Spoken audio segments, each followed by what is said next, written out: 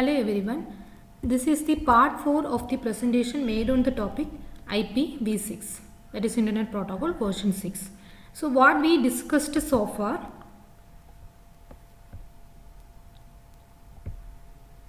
so when it comes to part 1 of the of this presentation, we saw an introduction to IPv6 and some of its major features, right? In part 2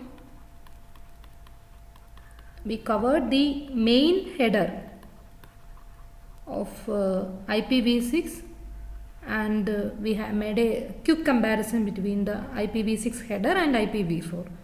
And in part 3 we start our discussion on the extension headers on IPv6. Particularly we discussed the hop by hop extension header and destination option extension header, which is to be checked at the destination, and this is to be checked at every hop. And then the routing extension header, particularly for that source routing option in IPv4. And in this session we will be starting, or we will be continuing our discussion on extension header, and particularly we will focus on the fragmentation extension header and the extension header which is used for providing security, particularly the authentication extension header and the encapsulating security payload extension header.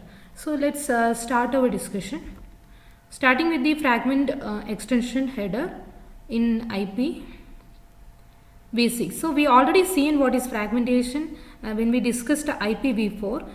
That means if you whenever you are sending an information, if it is too big, it is too big so that the particular router is not able to handle it in such a way that the outgoing link is not able to handle that much bigger size, it will be fragmented into smaller pieces. And we know how it is to be done in a IPv4 network. Now when it comes to IPv6, how it is doing that fragmentation.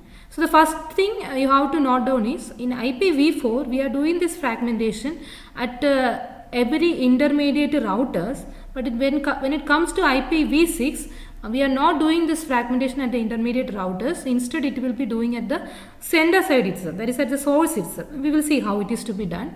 Now in this session we are looking at the header format. Like if you are, once you done that fragmentation, as I already told you, it will be done at the sender side itself.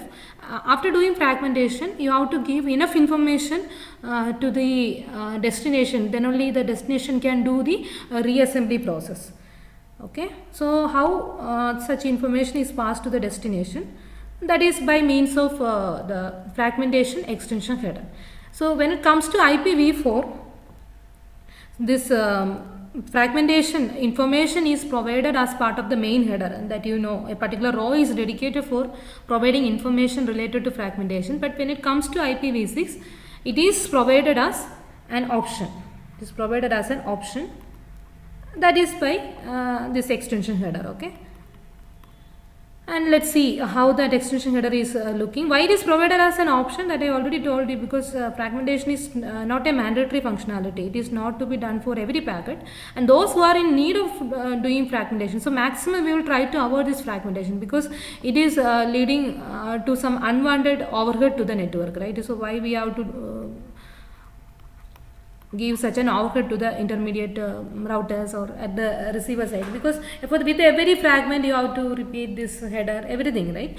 So to avoid that overhead we will try our best to not to do any fragmentation, but in worst case if we are forced to do fragmentation, that can be supported as an option because it is not needed by everyone. Okay, so when it comes to the extension header, that is fragmentation option, so this is a structure. So as we already seen in the previous headers, we have the next header option, and that is nothing but the protocol number of the header that is following it, and that can be another extension header or it could be the higher layer packet. and some fields are reserved. I already told you many fields in IPv6 you can see like reserved. That means in future some requirement is coming, they can make use of this field. Okay.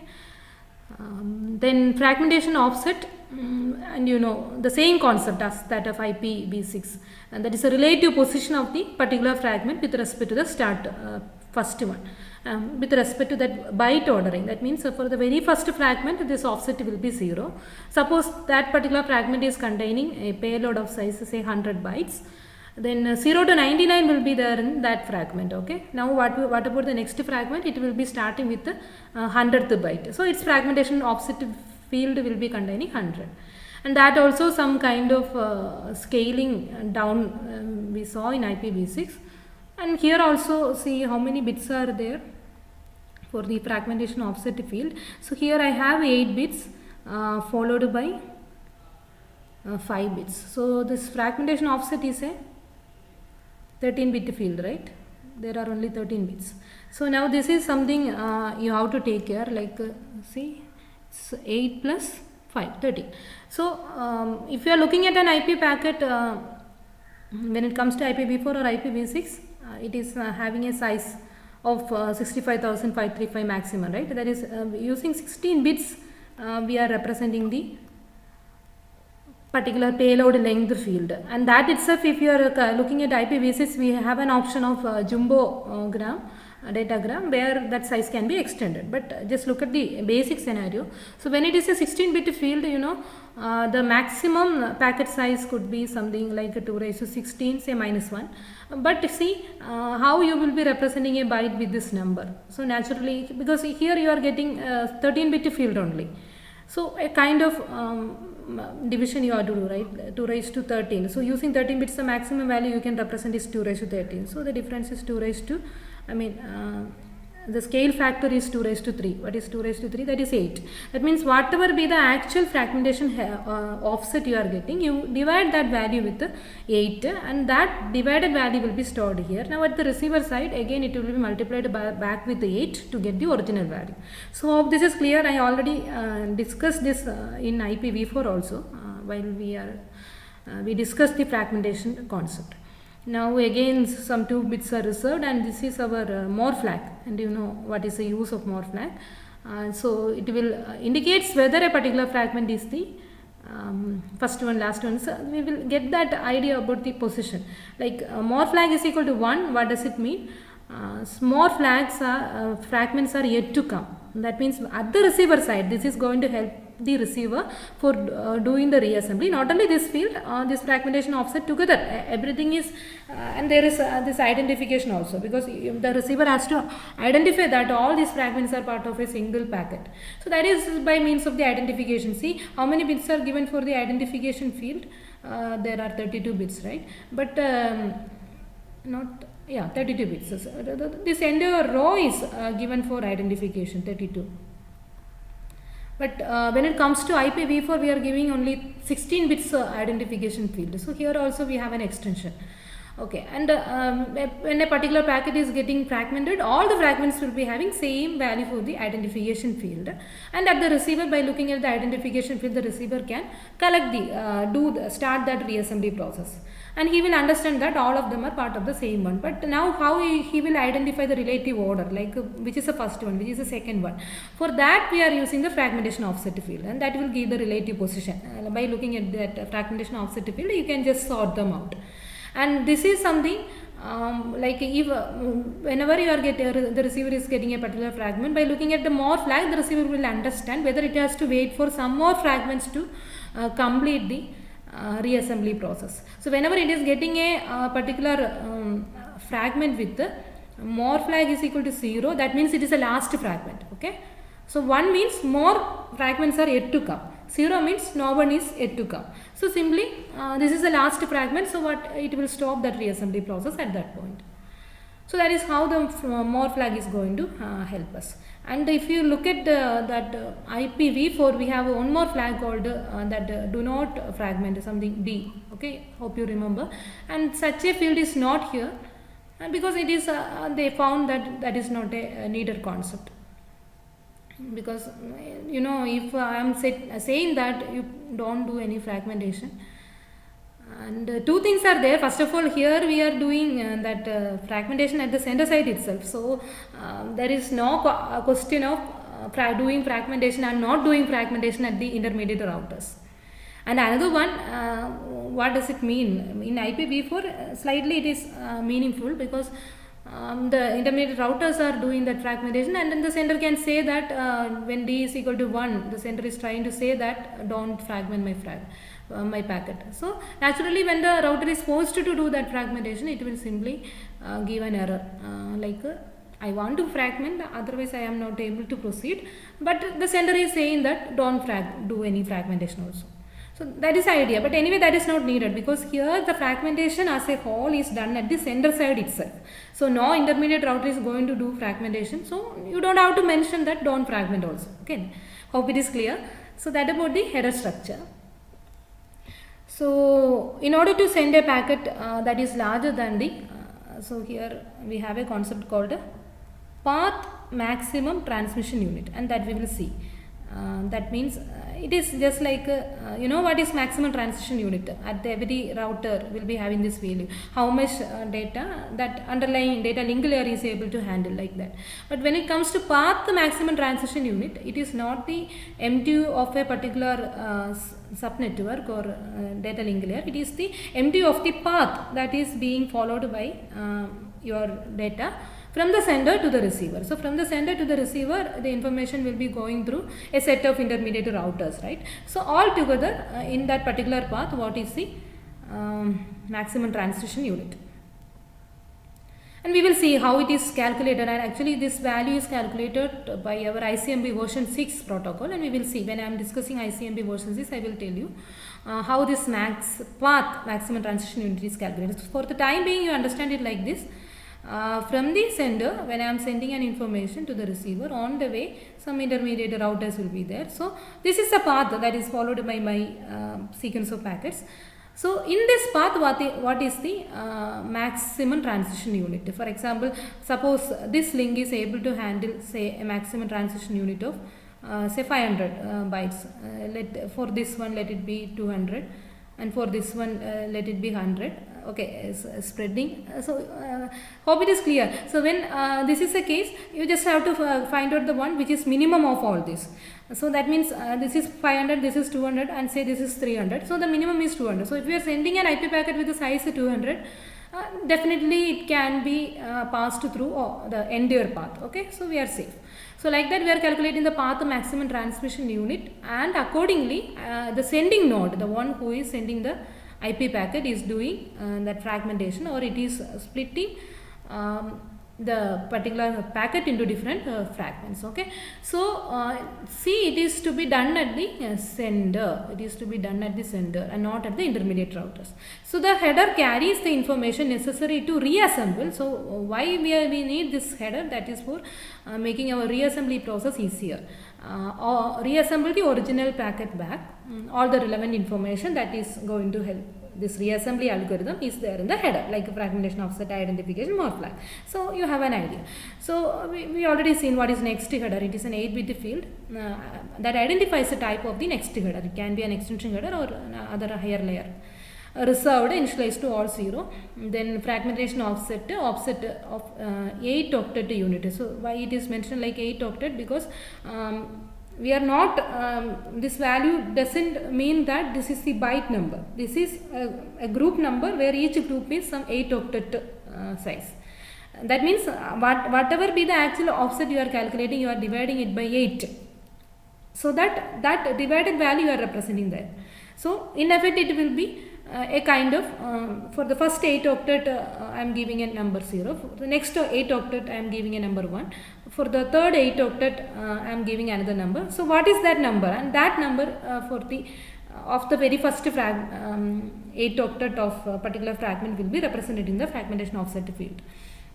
I hope it is clear. You are just dividing it by 8, and that is why it's mentioned like you are grouping by 8 octet, and that number you are representing here. So related to the start of the fragmentable part of the original packet. So with respect to the first fragment, what is my relative position? Now reserved, initialized to 0, more flag, that is equal to 1 means more fragments to follow the current one. 0 means this is the last fragment. Now identification, which is a 32-bit field, that is a packet identification value generated by the source needed for the reassembly of the original packet at the receiver side. Okay, so that is that about the fragmentation header, and this fragmentation itself I am explaining once again that process. Okay. Now the next important header is the authentication header and the encapsulating security payload header. This authentication header is for providing authentication. You know what is authentication, whether the information is coming from a authenticated user or not. This encapsulating security payload is for providing confidentiality. This is that means we are doing this encryption, and all the information related to the encryption key and all will be contained in the encapsulating security payload header. The authentication header and encapsulating security payload together is providing security in IPv6, and we call it as a IPsec protocol suite, Internet Protocol Security, okay, IPsec, and are used identically in IPv6 and in IPv4, because actually it is proposed for IPv6, but when it proposed that time IPv4 is the dominating protocol, right? So and that time we know what is the use of security, and if you are anyway from application layer, whether the network layer is providing security or not, application layer you can provide security through that presentation layer. But when it comes to network layer, if you can give additional security, that will be good, right? So if the application want network layer security, it can make use of the same IPsec protocol that is proposed for IPv6 in IPv4 also, okay? And I am giving only this much information, because for more details you have to refer how this IPsec is working in a typical whether it is IPv4 or IPv6. The working of IPsec protocol is same, like it is having two modes of operation, tunnel mode and transparent mode. Okay, so those details in security part you can see. How this IPsec, and then that will be clear. So when it comes to the extension header, the authentication extension header is providing you information related to the authentication mechanism you are using, the key, everything. Similarly, encapsulating security payload will provide you information related to how you are achieving the confidentiality by means of encryption. Okay, and those information, what is the encryption algorithm used, all those informations will be available. And that header also you can see, you can Google it, say from Wikipedia something, or you can refer the RFC, corresponding request for comments technical documentation. Okay, so that about the security part of IPv6. So that is provided by two different extension headers. Okay, that about the important extension header. We discussed hop by hop extension header, destination option, routing extension header, fragmentation, and this authentication and encapsulating security payload extension header. Now, two more features that is important in a typical IPv6 network I am discussing here. The first one, we already seen this jumbogram. I am giving you some more details about it. You know, when it comes to a typical IPv4, so we are having this, whether it is IPv4 or IPv6, the payload length field of the header, if you observe, it is a 16-bit field, right? You already seen it. So using that 16-bit, you can come up with a frame of size 2 raised to 16 minus 1, that is 65,535 byte. Now, for the time being it is fine, but as new techniques and the network is getting expanded day by day, in future you may be having a network which is capable of handling information that is larger than this, and that time you should be able to support such bigger packets. Okay, because underlying network is able to handle bigger packet, then why don't you send such bigger size packets? So that is the idea. So with that concept, when in IPv6 they are providing an option called the jumbograms. So jumbogram are nothing but the payload IPv6 packets of size greater than the 65,535 byte. And when it comes to jumbo payload, this is an optional feature. Okay, through extension header only it is provided if needed. I think it is proposed only. Most of them, in reality, our underlying networks are not supporting size greater than this. So if something like that is coming in the future, we can make use of this feature. Okay, Using this jumbo payload option that is provided in the hop by hop option extension header, I already told you. If you want to provide it, it is supported by this, because every router has to see the size, accordingly it has to process it. That is why it is provided as part of the hop by hop extension header that allows exchange of packets with the payload of up to 1 octet less than 4 GB. See, now from that 65,535 bytes we are extending into 4 gigabytes. So that is the maximum size. So what is this 4 GB? 1 less than 4 GB, because you are starting, you are counting from 0. Okay. So now instead of the 16 bit we have a 32 bits. So using 32 bit, the maximum value you can represent is 2 raised to 32 minus 1. That is this many octet. So that is nothing but say 1 minus 4 GB. That is this value. Okay, so see, now the particular packet is of size maximum this. So to represent such a packet, we need a payload length which is of 32 bit. Now the payload length field that is in the main header is not able to store 32 bits. So we are storing it as in the hop by hop extension header. So by making use of the 32 bit field that is available in this hop by hop extension header. So packets with such a bigger size are called jumbograms. But as I already told you, the problem here is, since both TCP and UDP include fields of size limited to 16 bits only, because from the higher layer, from every layer you should get the support, right? So if you are going to change the IP datagram size at this network layer, accordingly the changes has to be made in the other layers also. So if you are looking at TCP, UDP, they are all supporting 16 bits length only. And when in this urgent data and all we will see in TCP, okay, anyway 16 bit range we are supporting. So support IPv6 jumbogram requires a modification to the transport layer protocol implementation also, because accordingly the transport layer also should support a size that is greater than 16 bits. So such a full modification is needed, but it may happen in the future. For the time being, it is proposed only, okay, as an optional feature. And the jumbograms are only relevant for links, and that is another thing. The particular data link layer should support a size that is greater than this value, right? So that is the main thing. So we need a link which are of have the maximum transition unit should be larger than 65,583. How we are getting this value? Because 65,535 size, maximum size of the IP packet for the payload alone, because the 16 bit everything we are talking about the payload only, and plus the 40 octet fixed header and 8 octet hop by hop extension header. So minimum hop by hop extension header should be there to inform that the value of the particular payload is greater than 16 bits.